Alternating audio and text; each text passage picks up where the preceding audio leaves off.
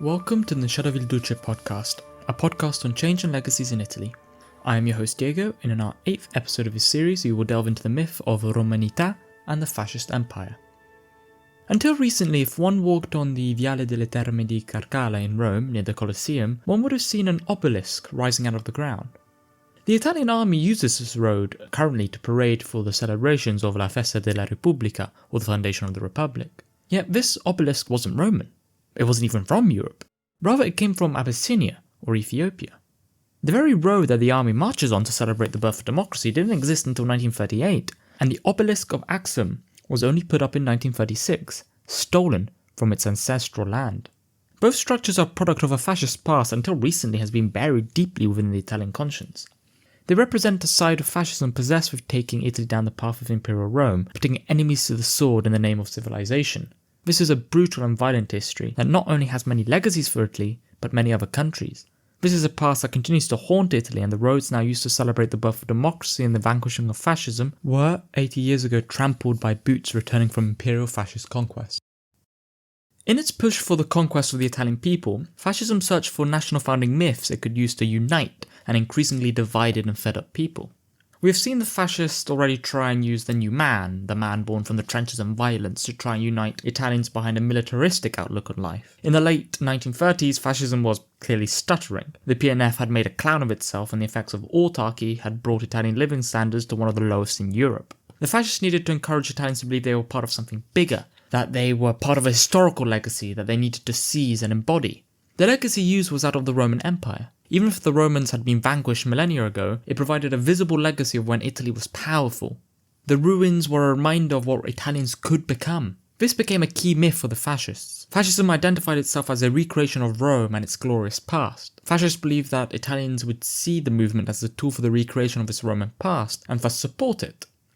The myth of Romanità, as it came to be known, was one highly suited for a quasi-religious discourse that fascism had developed over the years.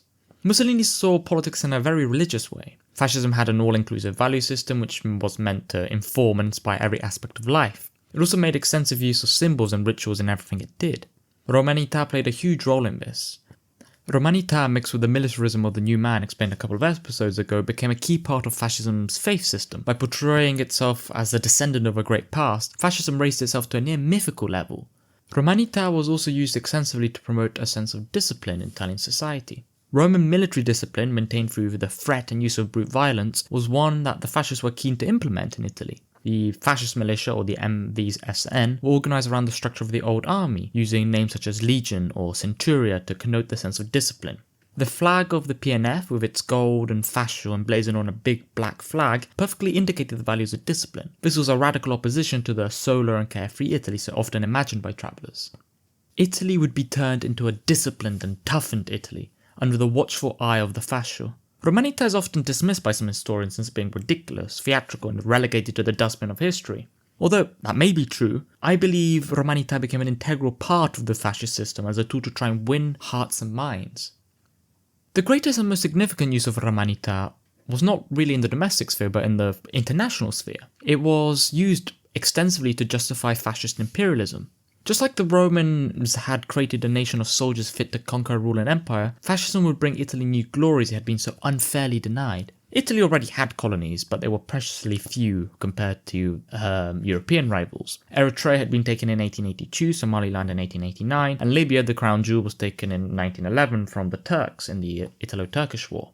The Italian lust for colonies had not been fulfilled during the Treaty of Versailles, and by using the myth of Romanità, fascism could find justification of imperial conquest. Fascism would follow the ideals and the goal of Pax Romana by building an empire of peace. Pax Romana, or Roman peace, was a stage in the Roman Empire in which it was at its greatest territorial extent and relatively at peace. This peace was not a peace achieved through negotiations, but a peace through violence. So fascism argued that this peace wouldn't be secured by the illusion of peace through negotiations, but through war and violence. Just like the squadristi purged the towns of central Italy from socialism, fascism would purge mainly African countries of their barbarity and instead present it with the gift of civilization.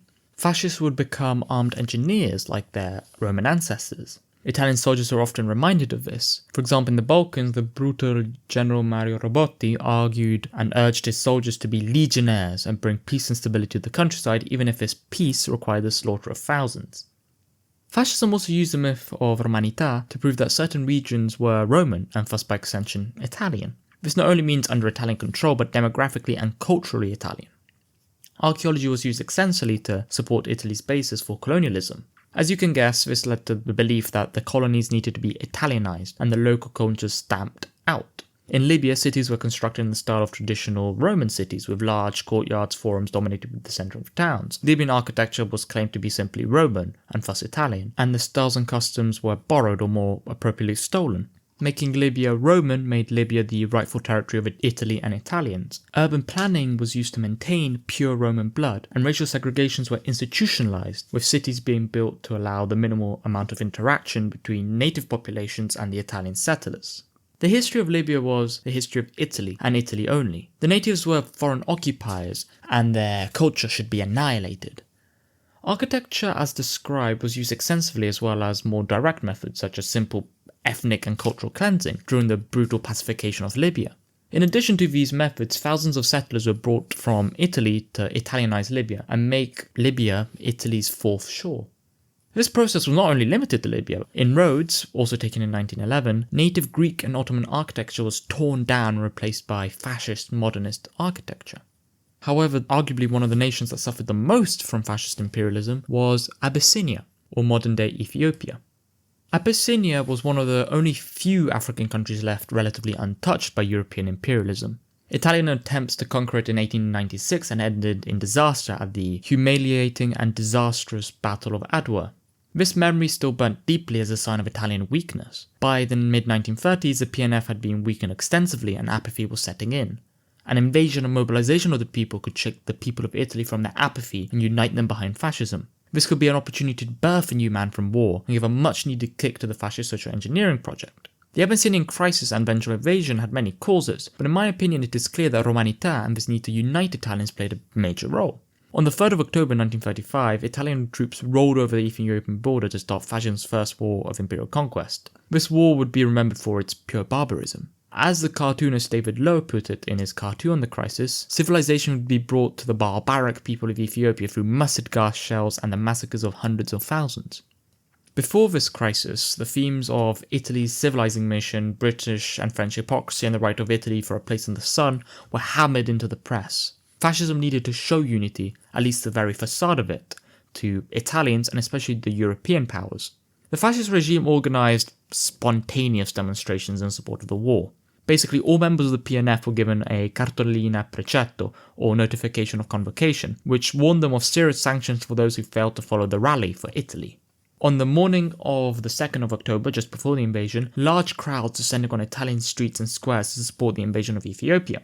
Estimates suggest that there were over 10 to 20 million people, which is a huge number. It served as a great propaganda coup for the regime, yet dissidents still slipped through. Organised resistance had been annihilated, but general day-to-day anger and unhappy comments lived on. Police informants recorded Italians expressing opinions such as, "The Africans are more civilized than we are."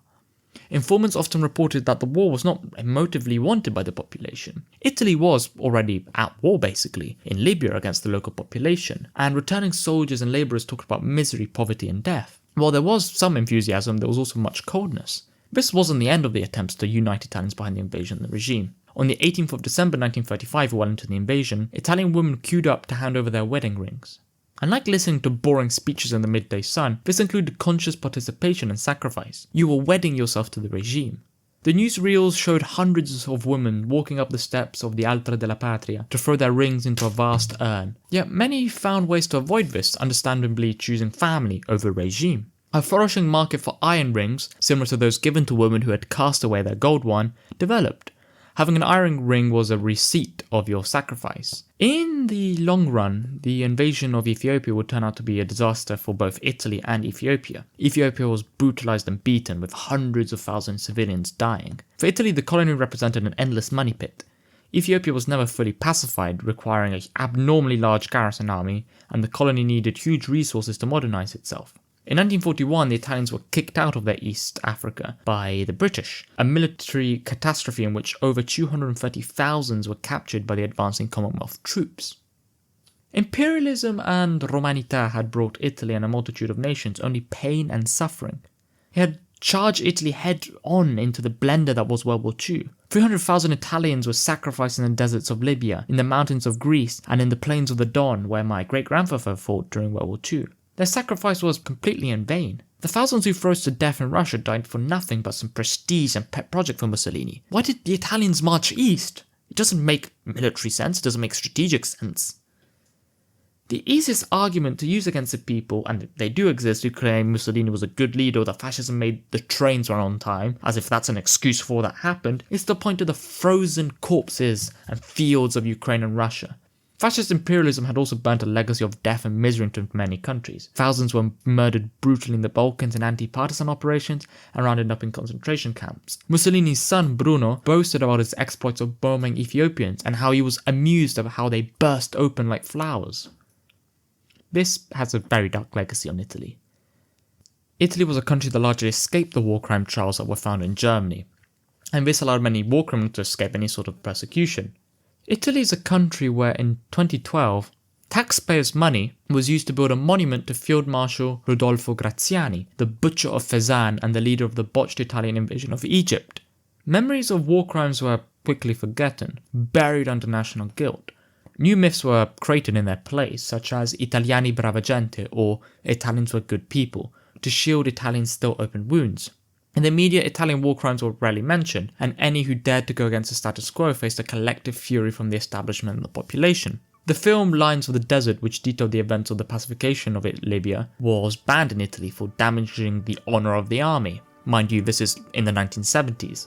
While in the short run, myths and a lack of persecution may have stabilised the country on fire after World War II, in the long run it led to the memory of fascism being corrupted. There is a battle today on the memory of fascism.